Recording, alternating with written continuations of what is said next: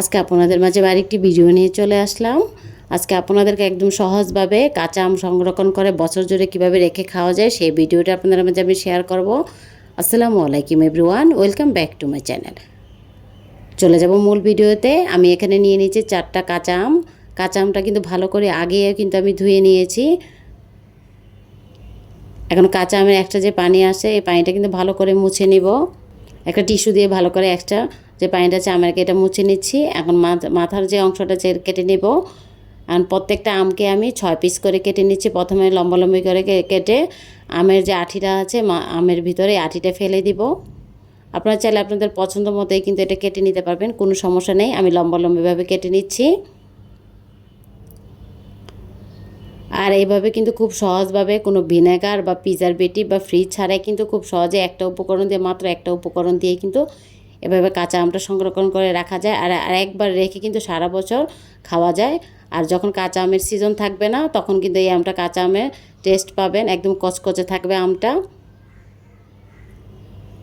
আর দুইটা আম একটা পিলার দিয়ে আমি দুইটা আম কিন্তু খোসা ছাড়িয়ে রাখবো। আর পিলার দিয়ে একটা পিলারের সাহায্যে খোসাটা ছাড়িয়ে নিচ্ছি। আর এই আমগুলোকে সেম লম্বা লম্বিভাবে আমি একইভাবে কেটে নিচ্ছি।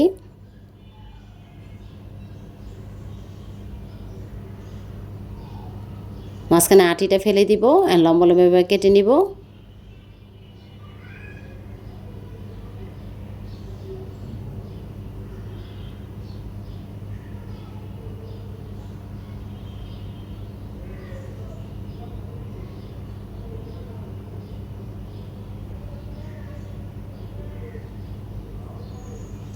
এই যে আমার কেটে নেওয়া হয়ে গিয়েছে আমগুলো। এখন আমগুলো একটা পিরিজে উঠিয়ে নিব। এই যেভাবে কেটে নিয়েছি উঠিয়ে এগুলোকে রেখে দিচ্ছি এক পাশে।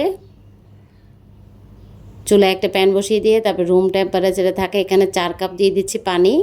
তারপরে এখানে 1/3 কাপ দিয়ে দিচ্ছি লবণ। সামান্য একটা উপকরণে কিন্তু এই আমটা সংরক্ষণ করা যায়। লবণটা দিয়ে ভালো করে পানির সাথে নেড়েচেড়ে আমটা পানির সাথে নেড়েচেড়ে লবণটা মিশিয়ে নেব পানির সাথে। এখন চুলাটা জ্বালিয়ে নিয়েছি। 1 থেকে 2 মিনিট পানিটাকে আমি একটু জাল করে নিব, বলক আনিয়ে নিব। 2 থেকে 3টা বলক আসলেই হবে, আর কিছু করতে হবে না।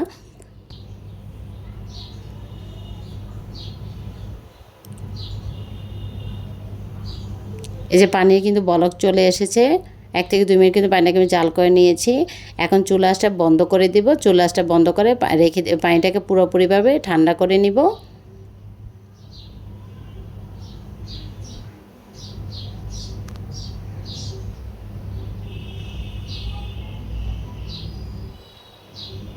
পানিটাকে পুরোপুরি ঠান্ডা করে তারপরে আমে ব্যবহার করতে হবে। এখন আমি এখানে যেই পাত্রে আমি আমটা সংরক্ষণ করব আমি এখানে কাঁচের জার নিয়ে নিচ্ছি। অবশ্যই আপনারা কাঁচের জারে রাখার চেষ্টা করবেন, তাহলে কিন্তু আমটা ফ্রেশ এবং ভালো থাকবে। এই কেটে রাখা কাঁচা আমগুলো দিয়ে দিচ্ছি এখানে।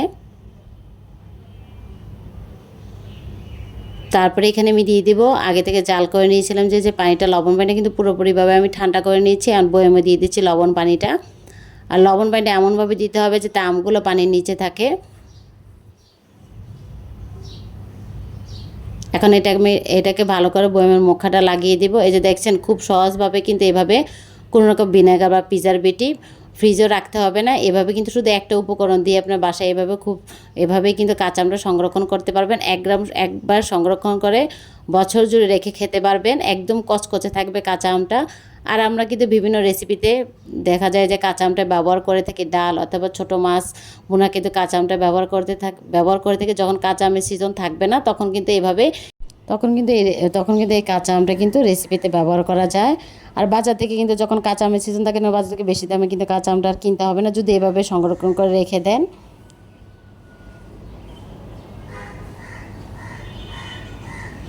এই যে দেখছেন খুব সহজভাবে কিন্তু এভাবে বাসায় কিন্তু কাঁচা আমটা সংরক্ষণ করা যায়। আমার এই ভিডিওটা যদি আপনার কাছে ভালো লেগে থাকে অবশ্যই আমার চ্যানেলটা সাবস্ক্রাইব করে আমার পাশে থাকবেন। লাইকস এবং কমেন্টস করে জানাবেন আমার আজকের ভিডিওটা আপনাদের কাছে কেমন লেগেছে। আল্লাহ হাফেজ।